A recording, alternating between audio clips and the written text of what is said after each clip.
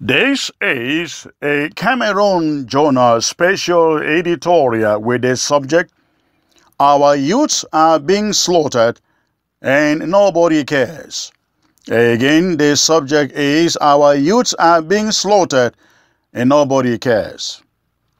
Last week, the Cameroon Journal had opportunity to speak to Issa Chiroma, Cameroon Communication Minister, in an interview. He was asked if he was aware of the pogroms that are currently ongoing in different parts of the southwest and northwest regions, to which he gave the flimsy excuse that he needed time to consult with some other authority for answers. Essentially, Chiroma meant to say that he wasn't aware of anything or any killings in the streets of the southern Cameroons. However, the following day, in an outing to the media, when asked to appraise the performance of the forces of La République du Cameroun sent to the two regions, Chiroma was exhilarated and quick to point out that the forces are doing exactly what they were assigned to do. And what were they assigned to do? They were assigned to systematically shoot, kill, torture, and rape on the streets of the southern Cameroons. Every day since October 1st, our emails here at the Cameroon Journal have been flooded with messages from desperate and powerless people who have had to see their loved ones killed, taken away, and or tortured for nothing.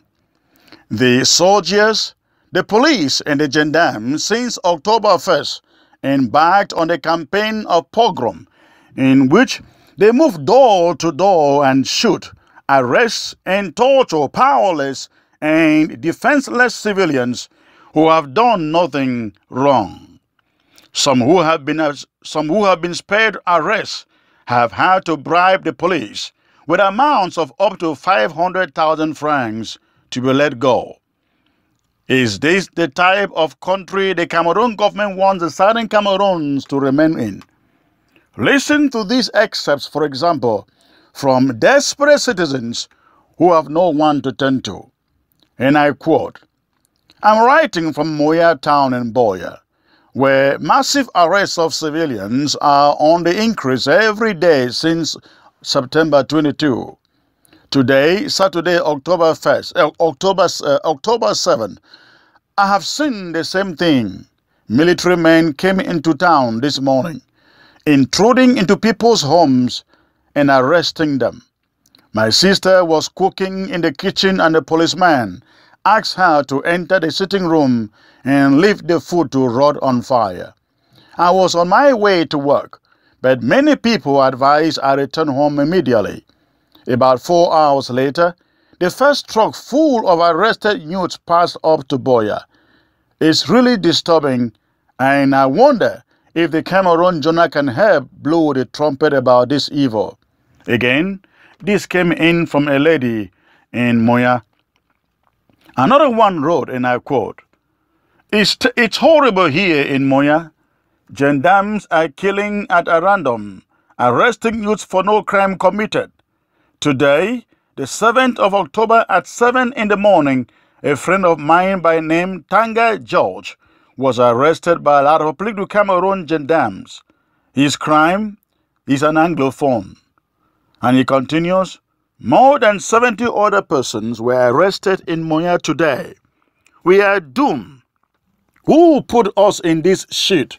Where is the United Nations Security and the British government? Please do something first," he concluded. And still, another one wrote, and I quote, "My heart is very heavy. I am weeping. This morning I was going to church at my 16 Boya. There was no soul out except soldiers. The whole place was covered by soldiers and they were going through the quarters, breaking doors and pulling out young people. We saw many youths sitting on the ground along the road surrounded by soldiers, while some soldiers were pulling others and bringing them to the road. There were about 4 army trucks standing by, probably waiting to transport the youth to their slaughter. Please tell the governing council that they might come to find southern Cameroons with all youths dead.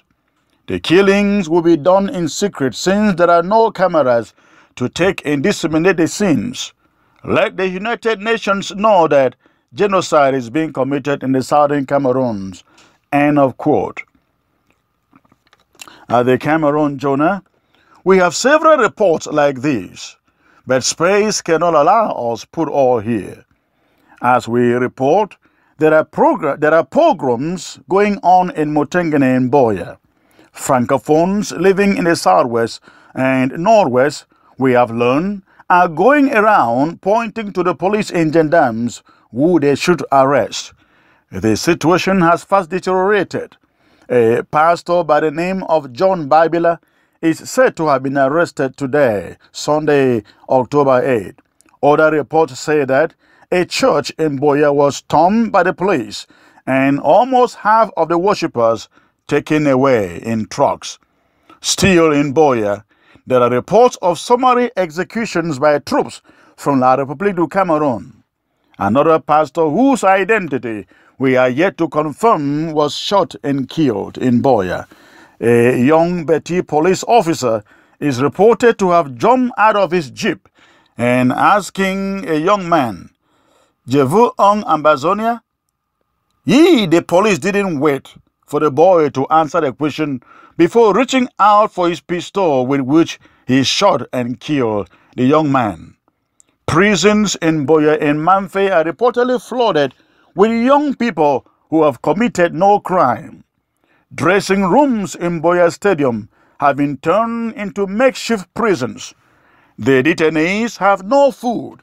They are given no water. They have nothing.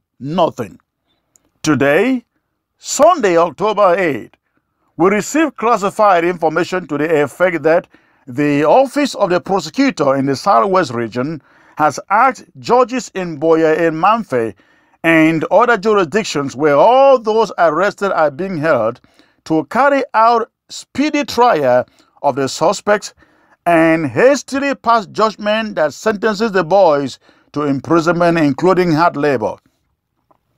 At the Cameroon Jonah, we ask, is this the government? Is this the country that wants to live with us? Anybody still thinking that dialogue is going to resolve this crisis must be dreaming. They will kill people. They will kill people, but they cannot kill the idea of a free and independent Southern Cameroons. If that were possible, 56 years after, nobody would be talking about it today. The idea, the vision about a free and independent Southern Cameroons cannot be murdered. Not right now. Not after we have made such tremendous progress. Paul Biya plus his entire battalion will live and die. But this idea, the idea of a free and independent Southern Cameroon, is going nowhere. Not until we are all free. We see the level of despair and frustration that is out there right now, and we understand it. Even so, we must not give up. We will have to reach quite a number of such situations before we sing the last freedom song and raise the final flag in Boya. But when we get to these situations, it is important we remember that in contemporary history, no country in Africa has gotten their independence handed to them. They fought for it. Every drop of blood on our streets for this cause must only arouse in us the determination to take back our country, the Southern Cameroons. We must let our aggressors know that their intimidation isn't going to stop our resolve to be free from their domination. They can smile today, and they surely have the right to, but we will laugh last. They may be winning the battle, but one thing is sure: we will win the war. And that is all that matters at the end of the day. Nobody should be despaired. They just want us to give up the struggle. We cannot give it up. Not right now when the blood of our children cries out on the streets of the southern Cameroons from La République du Cameroon genocide. If we give up now, their images will forever haunt us, and we will never go to bed in free consciences. It will mean they sacrifice for nothing. And to the diplomatic community in Yaoundé, it is a disservice to the countries that you represent, sirs, and to humanity to sit there in Yaoundé and do nothing while a dictator of the first order slaughters a generation. If it doesn't move you that innocent young men who have committed no crime are being pulled out of their homes, shot at gunpoint and others brutalized and thrown in jails, then you have no consciences. Please, leave your comfort in Yaoundé. Drive to Boya, drive to Manfe, drive to Bamenda, drive to Kumbo, drive to Ekona, drive to Moyuka, and let the people give you their stories firsthand. You must not forget that. You must not forget the fact that you still have a mission in Cameroon right now, only because there is relative peace. When guerrilla or open warfare finally breaks out, you will not be able to have a mission in Yaoundé or live in Cameroon. Why the situation still remains redeemable, sirs, you can do something. As in the adage, bad things only happen when good people do nothing. Again, this came to you from the Cameroon Jonah, or call it the Southern Cameroon's Jonah. You can send or reach us at the email address editor@cameroonjonah.com, or you can use the other email address editor@southerncameroonsjonah.com. Again, editor@southerncameroonsjonah.com. I am Chris Ano, and thanks for listening today.